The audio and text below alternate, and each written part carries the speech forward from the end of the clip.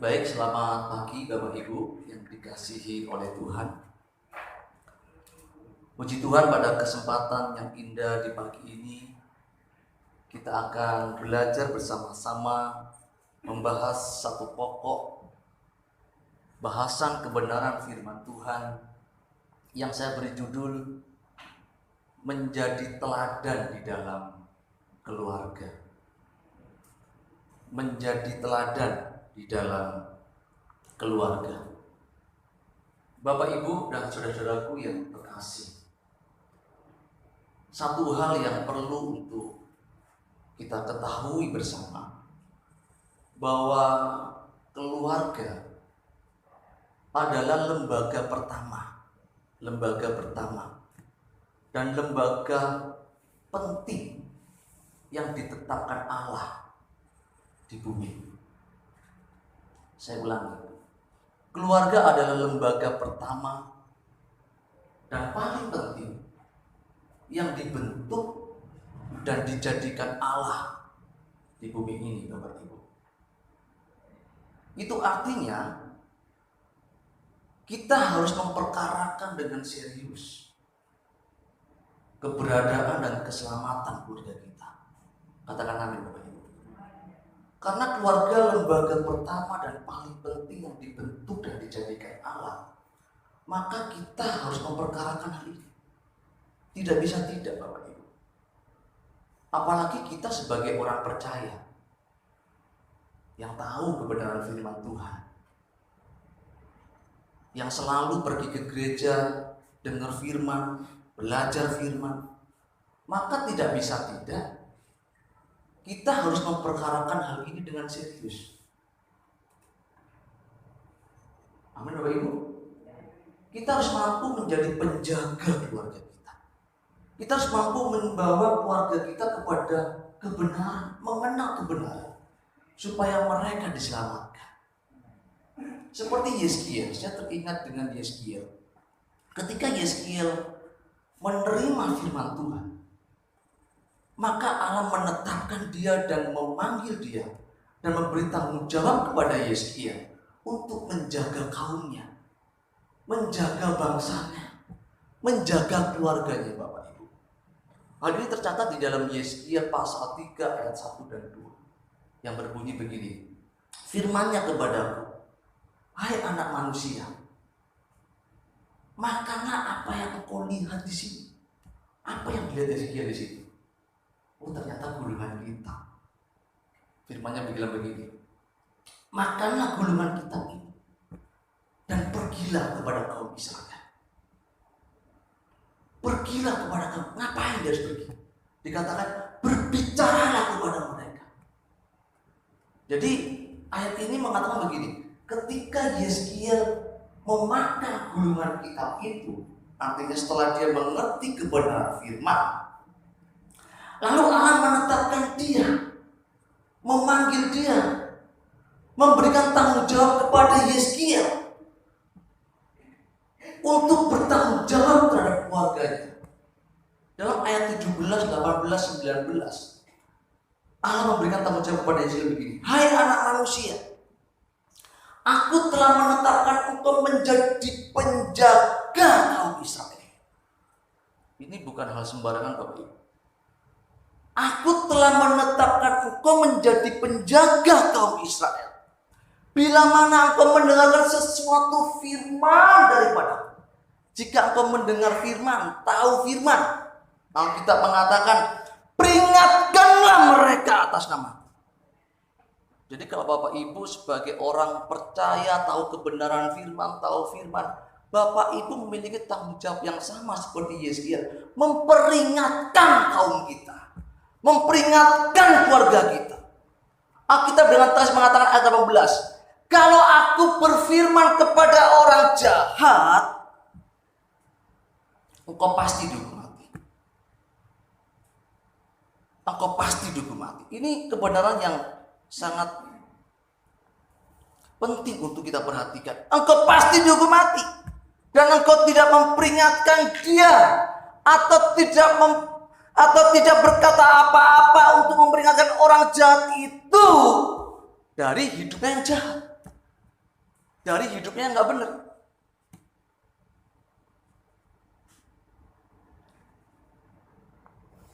Orang jahat itu akan mati, katanya. Mati dalam kesalahannya. Tetapi aku akan menuntut pertanggungan jawab atas nyawanya kepadamu, Yeskiel. Dan jika dikatakan, tetapi jikalau engkau memperingatkan orang jahat itu dan ia tidak berbalik dari kejahatannya dan dari hidupnya yang jahat, ia akan mati dalam kesalahannya, tetapi engkau telah menyelamatkan nyawa. Bapak Ibu, firman Tuhan ini diberikan Allah kepada Yeskiel. Allah memberikan tanggung jawab yang besar kepada Yeskiel yang telah mengerti kebenaran firman. Yeskiel ditetapkan oleh Allah supaya ia menjadi penjaga keluarganya. Dan apabila Yeskiel lalai atau tidak memperingatkan dan menasehati bangsanya yang fasik, memperingatkan dan menasehati keluarganya yang fasik, ia akan dimintai pertanggungjawaban atas kematian anggota keluarganya. Ketika saya mendengar kebenaran ini dan tahu, saya fokus dengan anak istri saya. Saya nggak mau main-main dengan mereka.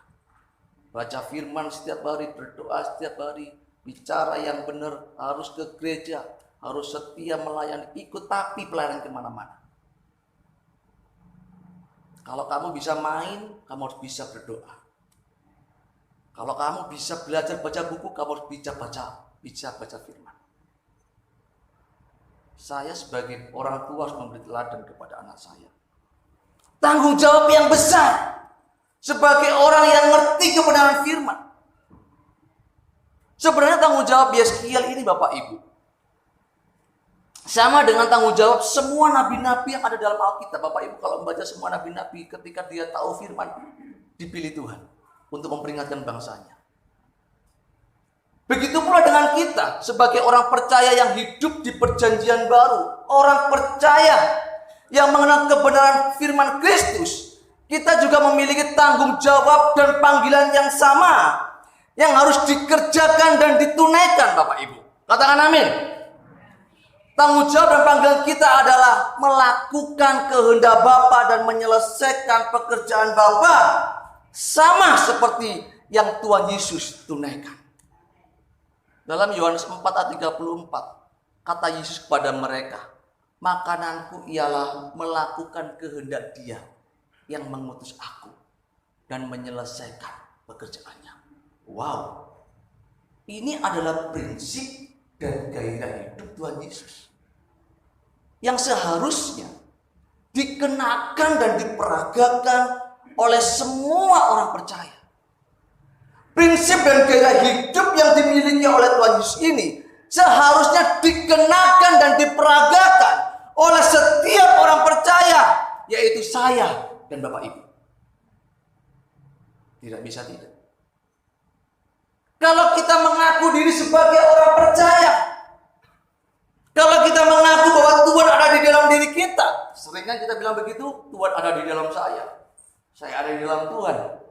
Itu sebuah pernyataan yang harus dipertanggungjawabkan Bapak Ibu.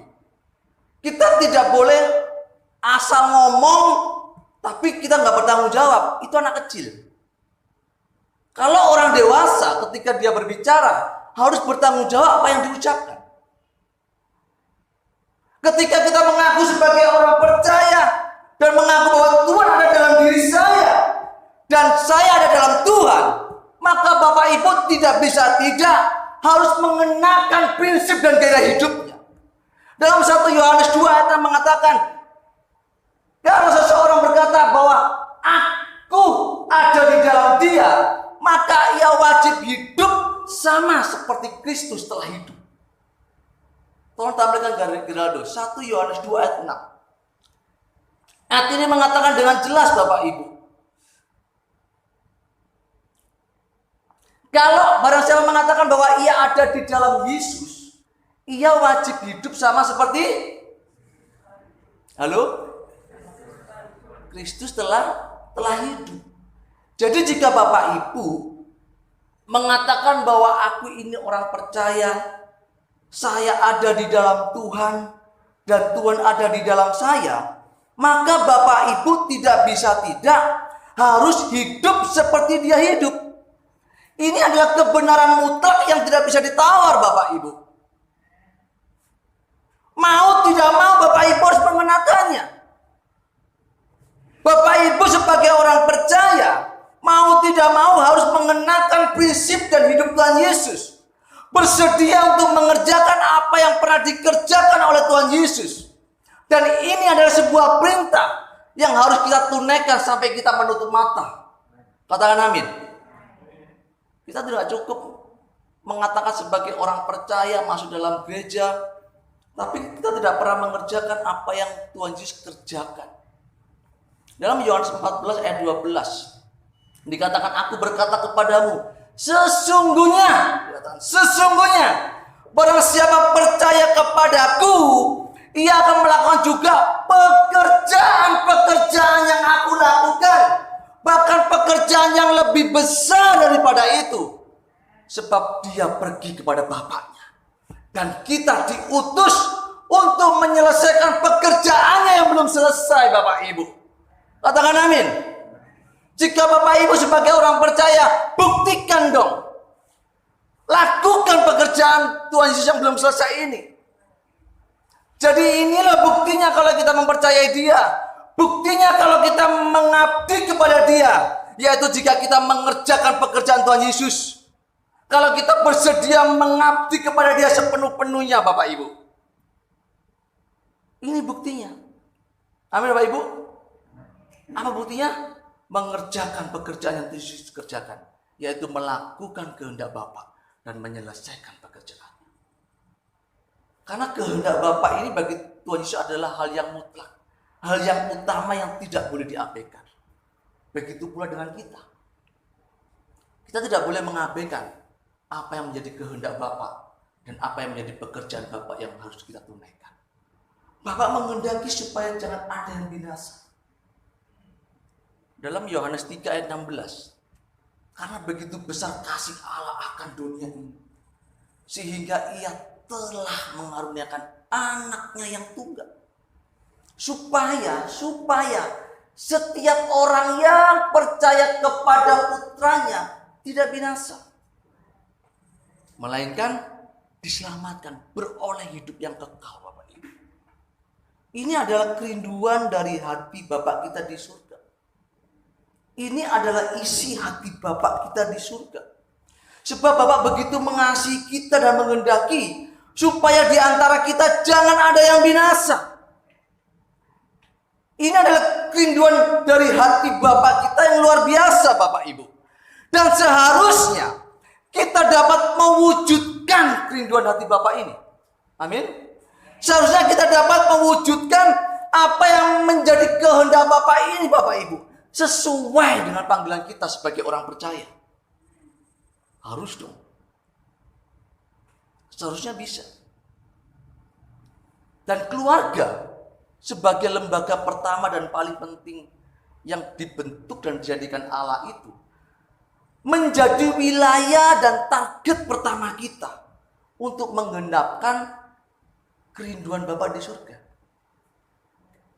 Keluarga merupakan wilayah dan target pertama kita untuk mewujudkan kerinduan hati Bapa kita di surga, Bapak Ibu. Alkitab sendiri yang mengatakan bahwa wilayah pertama untuk mewujudkan kerinduan Bapa di surga adalah keluarga.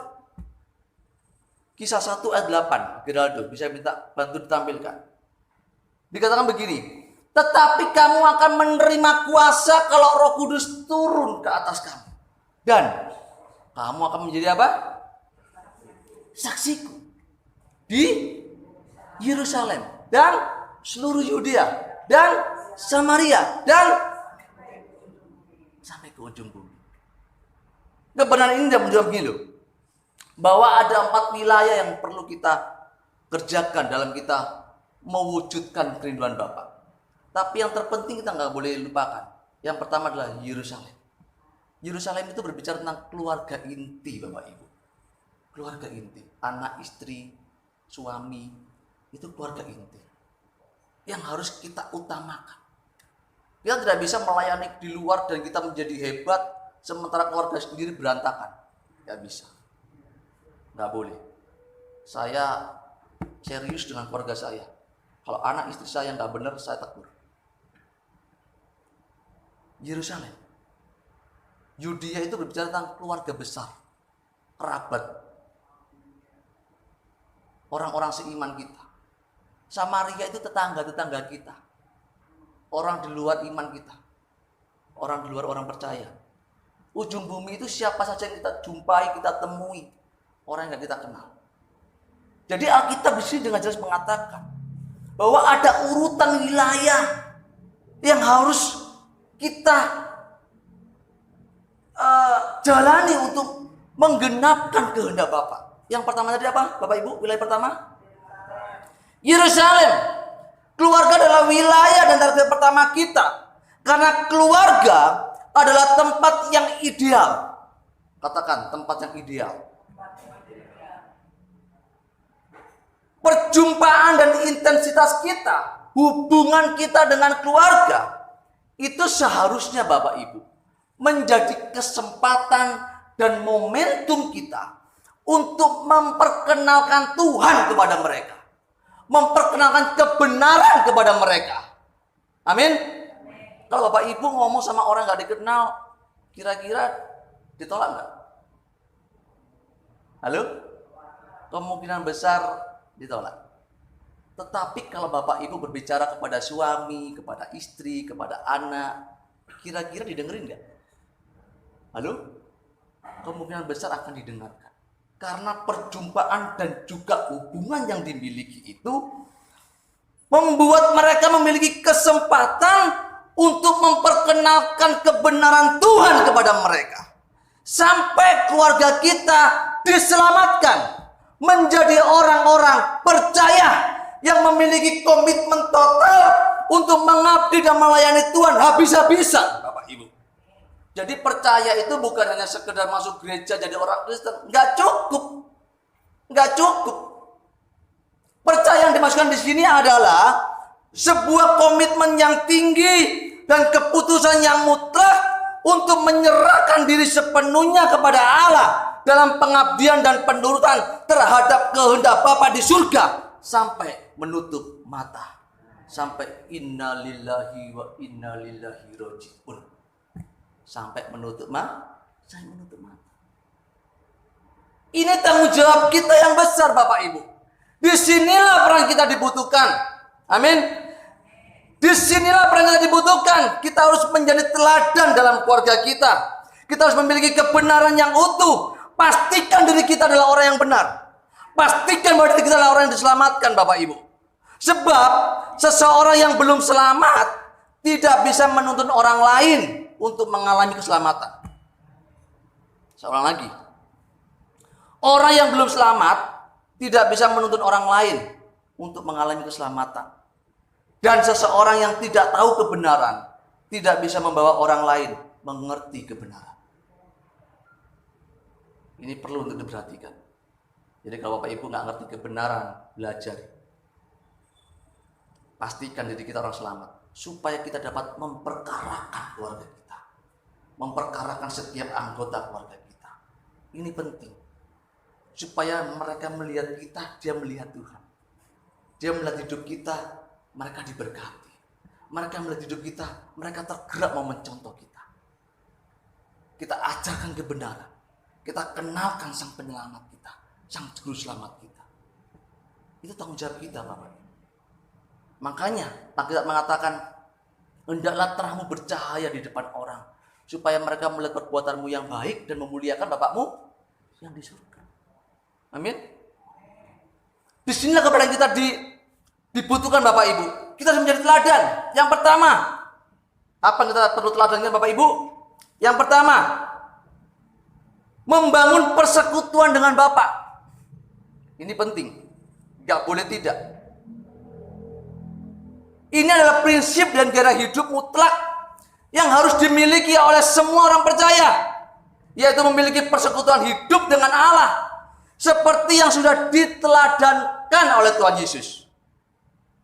Bapak Ibu kalau menjadi orang Kristen, menjadi orang percaya, nggak pernah punya persekutuan dengan Bapak, udah tutup buku deh, selesai. Percuma kita ke gereja, nggak ada gunanya. Jadi kalau Bapak Ibu hari ini tidak membangun persekutuan dengan Tuhan, jangan arep-arep nanti di kekekalan punya persekutuan dengan Bapak. Jangan arep-arep. Mulai hari ini. Amin. Kita harus memiliki persekutuan dengan Bapak setiap hari. Harus itu. Tidak bisa tidak. Seperti Tuhan Yesus Bapak Ibu. Jadi persekutuan yang kita miliki ini akan membangun hidup yang selalu dikontrol oleh Tuhan. Kalau Bapak Ibu setiap hari memiliki persekutuan dengan Bapak, maka Bapak Ibu itu hidupnya nggak sembarangan. Percaya deh sama saya ini ngalamin. Apa yang Bapak Ibu hadapi setiap hari, lika-liku kehidupan yang begitu berat, persoalan hidup yang selalu menghimpit, Bapak Ibu akan menjadi orang yang menang dalam setiap keadaan. Saya ini ngalamin Bapak Ibu. Saya ini ngomong bukan hanya sekedar ngomong. Saya berkali-kali bilang, saya ini sebetulnya kalau menurut matematika, kalkulator, itu nggak sesuai Bapak Ibu. Saya dengan istri bisa melayani kemana-mana. Itu di luar saya. Saya nggak kenal dengan mereka. Mereka bisa undang saya. Itu bukan hebatnya saya Bapak Ibu. Saya bisa menjalani hidup sampai hari ini. Itu karena saya memiliki persekutuan dengan Bapak. Pagi hari ini saya mengajak Bapak Ibu, hendaklah kita memiliki keteladanan hidup membangun persekutuan dengan Bapak setiap hari. Katakan amin Bapak Ibu. Karena persekutuan yang kita bangun ini akan membuat hidup kita di dalam kontrol dan kendali Allah. Sehingga kita akan memiliki hikmat dan cara hidup yang berbeda dengan orang dunia. Disinilah Bapak Ibu, keluarga kita akan melihat bahwa kita itu orang yang berbeda. Katakan amin. Saya bangga dengan anak dan istri saya. Dia bilang begini, Pi, saya ini paling senang kalau dengar khotbahnya Papi. Oh, namanya orang tua bangga enggak? Bangga. Gitu. Anak saya yang gede ini kalau bilang dengar khotbah, ini bukan khotbah ini Pi, ini cerita karpe dewi.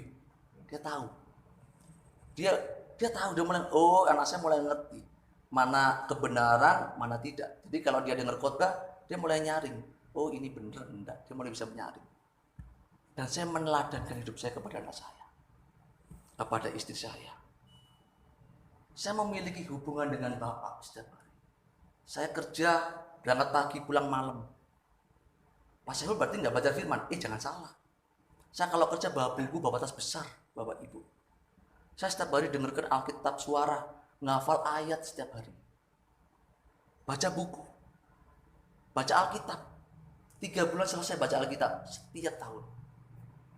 Baca Alkitab selesai. Saya kerja keras. Saya lakukan tanggung jawab saya. Memberikan teladan kepada saya punya hubungan dengan Bapak.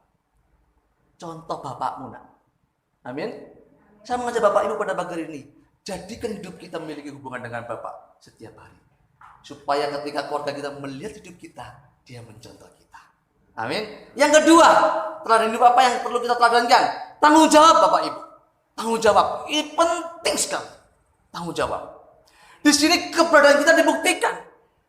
Kita bukan hanya sebagai orang yang cakap berbicara. Waduh, jadi pengkhotbah itu kan rasanya wah gitu ya. Enggak juga. Kalau kita enggak memiliki tanggung jawab.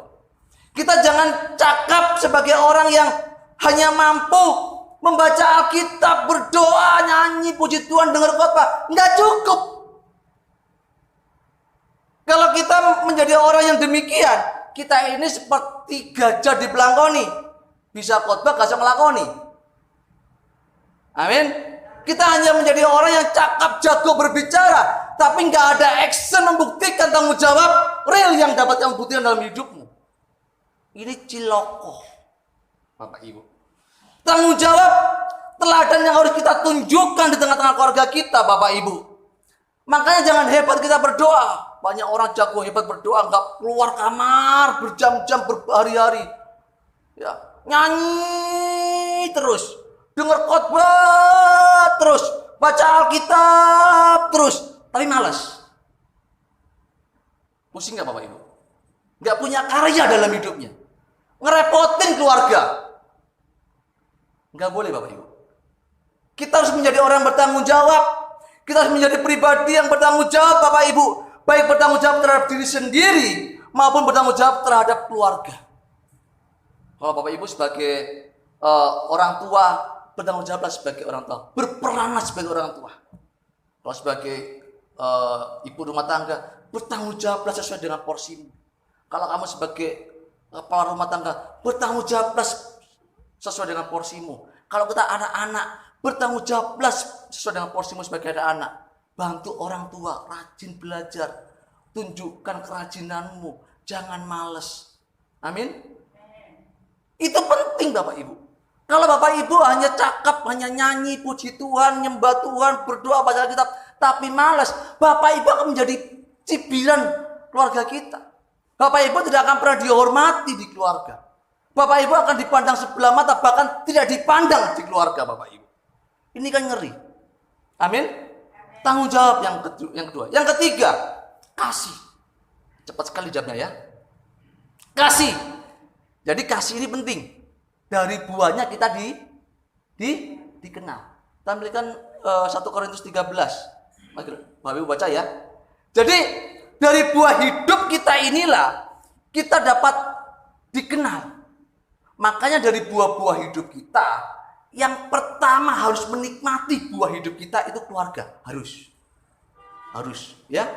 Jadi yang bisa ngerasain manis, asin, kecut, busuknya buah kita itu keluarga. Jadi kalau Bapak Ibu buahnya nggak baik, sudah deh. Jangan harap bahwa bisa membawa keluarga kita kepada kebenaran. Jangan harap bisa menyelamatkan keluarga kita. Buah kita harus nyata. Amin. Yang terakhir, mengajar dan menasehati. Ini hal yang penting. Makanya Bapak Ibu harus punya kebenaran yang utuh. Yakin diselamatkan. Amin. Belajar firman Tuhan setiap hari. Temukan kebenaran. Supaya kita dapat mengajari dan menasehati keluarga kita. Hidup kita ini akan menjadi orang yang selalu memberikan solusi. Jadi kalau Bapak Ibu menjadi orang percaya, tidak mengerti kebenaran dan belum diselamatkan, maka Bapak Ibu tidak akan bisa membawa dan memperkarakan keluarga kita di hadapan Bapa di surga. Siap untuk belajar Bapak Ibu? Siap ya? Siap baca Alkitab selesai setahun sekali aja? Halo? Jangan sampai buka Efesus saja nggak tahu. Ya, isinya kitab Rut nggak tahu, pusing saya. Harus diperkarakan ini. Supaya kita mampu mengajari setiap anggota keluarga kita. Menuntun mereka kepada kebenaran. Supaya mereka diselamatkan. Ini tanggung jawab saya dan tanggung jawab kita semuanya. Dan saya berharap kebenaran firman Tuhan pada pagi hari ini dapat memotivasi kita semuanya. Dan memiliki komitmen untuk membuat keluarga kita mengenal kebenaran. Tuhan Yesus memberkati. Amin.